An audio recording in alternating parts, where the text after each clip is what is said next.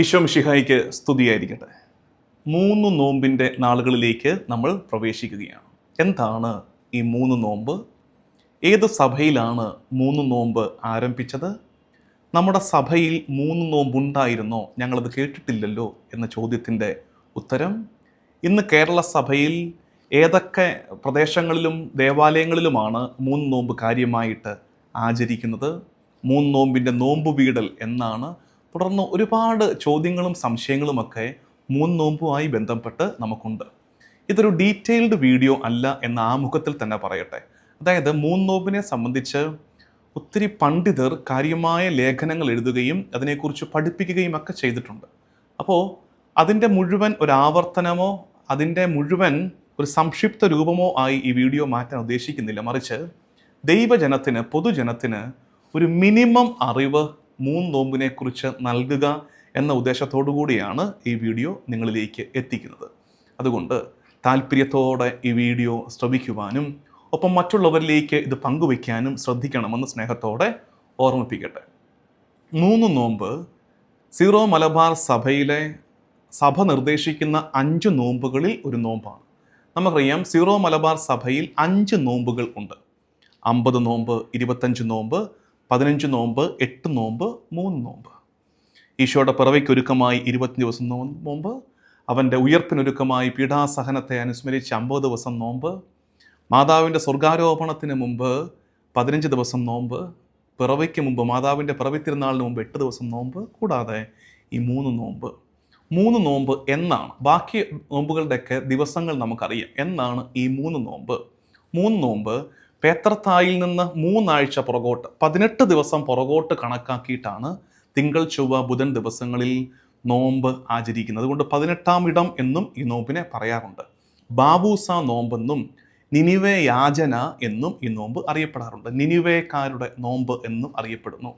യോനാ പ്രവാചകൻ 3 നാൾ തിമിംഗലത്തിൻ്റെ ഉദരത്തിൽ കിടന്ന് അതിനുശേഷം ദൈവിക പദ്ധതിയുടെ നിനിവേ തീരത്തേക്ക് ഛർദ്ദിച്ചിടപ്പെട്ട് മാനസാന്തരപ്പെട്ട് ജനത്തെ മാനസാന്തരപ്പെടുത്തി എടുത്തതിൻ്റെ ഓർമ്മയായി ഈ നോമ്പ് ആചരിക്കുന്നു. ഒപ്പം തന്നെ AD 570-580 കാലത്ത് പേർഷ്യയിലെ നിനിവേ ഉൾപ്പെടുന്ന നഗരങ്ങളിൽ ഉണ്ടായ ഒരു എപ്പിഡമിക്, ഒരു പാൻഡമിക്, ഒരു പകർച്ചവ്യാധിയിൽ നിന്ന് ജനം തങ്ങളെ തന്നെ സുരക്ഷിതരാക്കാൻ ദൈവത്തിൻ്റെ സഹായം യാചിച്ച്, കർത്താവിൻ്റെ കൃപ യാചിച്ച് നോമ്പെടുത്തു പ്രാർത്ഥിച്ചു.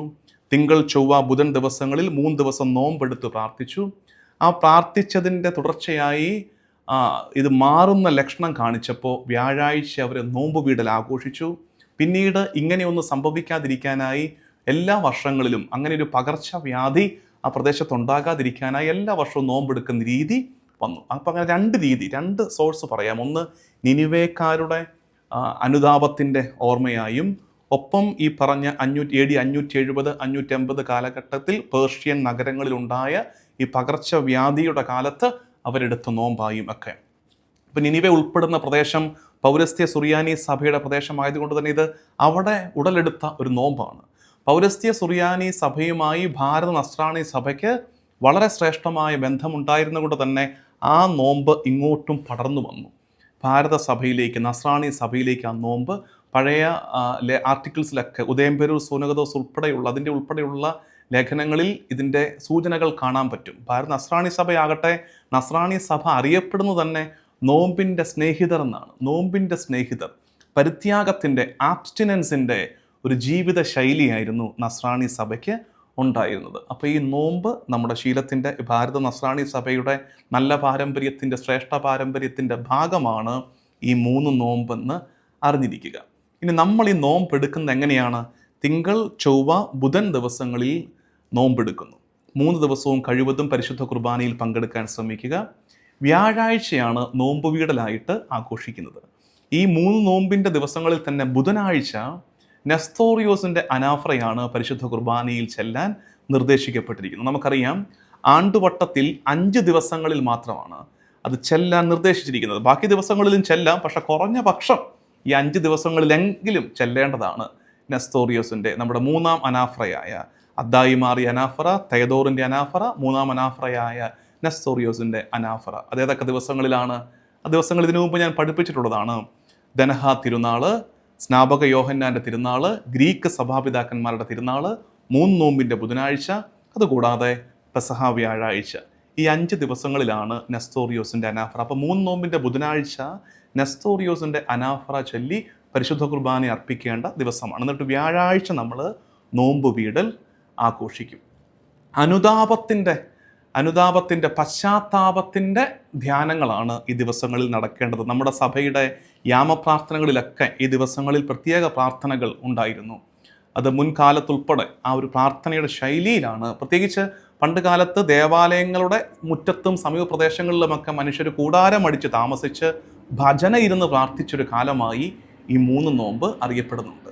ഒട്ടുമിക്ക പള്ളികളിലും, എടപ്പള്ളി ഉൾപ്പെടെയുള്ള പള്ളികളിൽ 3 നോമ്പ് ഉണ്ടായിരുന്നതായി സൂചനകളുണ്ട്. 3 നോമ്പിൻ്റെ ആചരണങ്ങൾ ഉണ്ടായിരുന്നതായി സൂചനകളുണ്ട്. ഇന്ന് നമ്മൾ അധികം ഈ 3 നോമ്പിൻ്റെ ആചരണങ്ങൾ കാണുന്ന ചില ദേവാലയങ്ങൾ കടുത്തുരുത്തി പള്ളിയിൽ പുറത്തു നമസ്കാരം എന്ന പേരിൽ ചൊവ്വാഴ്ച ഈ കൽക്കുരിശിൻ്റെ മുമ്പിൽ, ദേവാലയ മുറ്റത്ത് കൽക്കുരിശിൻ്റെ മുമ്പിൽ ഒരു പുറത്തു നമസ്കാരം നടത്താറുണ്ട്. ഇപ്പോൾ പല പള്ളികളിലും ആ പുറത്തു നമസ്കാരത്തിൻ്റെ ഒരു ശീലം, ഒരു രീതി തുടങ്ങി വരുന്നുണ്ട്. ഞാൻ വികാരിയായിരിക്കുന്ന, ഇനി കുറച്ച് കഴിയുമ്പോൾ വികാരി ആയിരുന്ന എന്ന് പറയണം, വികാരി ആയിരിക്കുന്ന തകഴി തന്നടി പള്ളിയിലും ഞങ്ങൾ ഇത്തരം തിരുനാളുകളുടെ ഭാഗമായി, ഈ നോമ്പിൻ്റെയൊക്കെ ഭാഗമായി കൽക്കുരിശിൻ്റെ മുമ്പിൽ കൽവിളക്ക് തെളിച്ച് പുറത്തു നമസ്കാരം ചൊല്ലി ഈ തിരുനാളിലേക്ക് ഒരുങ്ങുന്ന രീതി ഉണ്ടായിരുന്നു.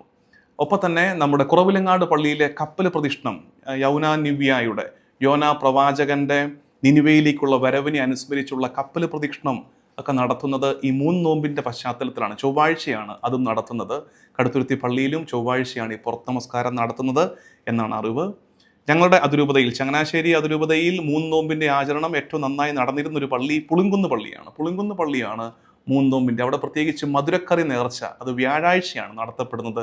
നോമ്പ് വീടലിൻ്റെ ആഘോഷത്തിൻ്റെ ഭാഗമായി മധുരക്കറി നേർച്ച നടത്തപ്പെട്ടിരുന്ന ഒരു ദേവാലയമാണ് മുൻകാലങ്ങൾ തൊട്ട്. പക്ഷേ ഇടക്കാലത്ത് ഒരു 10-60 വർഷങ്ങളോളം ഈ മധുരക്കറി നേർച്ച പുളിങ്കുന്ന് പള്ളിയിൽ മുടങ്ങിക്കിടന്നിരുന്നു. പിന്നീട് 2015-19 കാലഘട്ടത്തിൽ അവിടെ വികാരിയായിരുന്ന ബഹുമാനപ്പെട്ട ചൂരവടിയച്ഛൻ്റെ കാലത്താണ് അത് വീണ്ടും റീസ്റ്റാർട്ട് ചെയ്തത്. 2017 അവിടെ തൊട്ട് ഇങ്ങോട്ട്. ഇപ്പം ഞാൻ ജസ്റ്റ് ഈ വീഡിയോ ചെയ്യുന്നതിന് മുമ്പ് പുളിങ്കുന്ന് ഫൊറോന പള്ളിയിലെ ബഹുമാനപ്പെട്ട വികാരി അച്ഛൻ ടോം പുത്തങ്കളച്ചനെ വിളിച്ച് ചോദിച്ചു, അച്ചോ അവിടെ മധുരക്കറി നേർച്ച ഉണ്ടോ ഇത്തവണ? അപ്പം അച്ഛൻ പറയുകയായിരുന്നു, വ്യാഴാഴ്ച വൈകിട്ട് 4:30 പരിശുദ്ധ കുർബാനയെ തുടർന്ന് ആ മധുരക്കറി നേർച്ച ഉണ്ട് എന്ന് പറയുകയായിരുന്നു.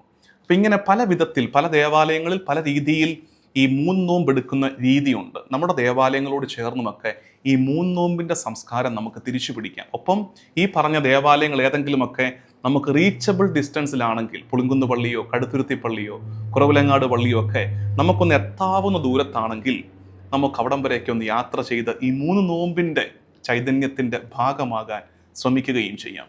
പ്ലസ് നമ്മുടെ ഫീഡ് മൈ ഷീപ്പിൻ്റെ പ്രേക്ഷകരായ നിങ്ങളോട് എനിക്ക് ആവശ്യപ്പെടാനുള്ളത്, നമുക്ക് ഈ നോമ്പെടുക്കാം. ഞാൻ ബ്ലസ് 364 ജസ്റ്റ് സൂചിപ്പിച്ചായിരുന്നു. ഒരു പക്ഷേ നമ്മുടെ നോമ്പുകളിൽ ദിവസത്തിൻ്റെ എണ്ണം കൊണ്ട് ഏറ്റവും ചെറിയ നോമ്പല്ലേ 3 നോമ്പ്. കുറഞ്ഞ പക്ഷം 3 ദിവസമെങ്കിലും ചില ഇഷ്ടങ്ങളോടൊക്കെ അകലം പാലിച്ച്, ചില പ്രിയങ്ങളോടൊക്കെ ഒരല്പം ദൂരം പാലിച്ച്, ഒരു നോമ്പിൻ്റെ ചൈതന്യത്തിലേക്ക്, അനുതാപത്തിൻ്റെ, രമ്യപ്പെടലിൻ്റെ, പാപത്തോട് അകലം പാലിക്കുന്നതിൻ്റെ, മറ്റുള്ളവർ ക്ഷമിക്കുന്നതിൻ്റെ ഒക്കെ ഒരു ശൈലിയിൽ, ഒരു ചൈതന്യത്തിൽ ഈ നോമ്പെടുക്കാൻ ഏവരെയും സ്നേഹപൂർവ്വം ആഹ്വാനം ചെയ്യുന്നു. ദൈവനാമത്തിന് മഹത്വം ഉണ്ടാകട്ടെ. ആമീൻ. Thank U.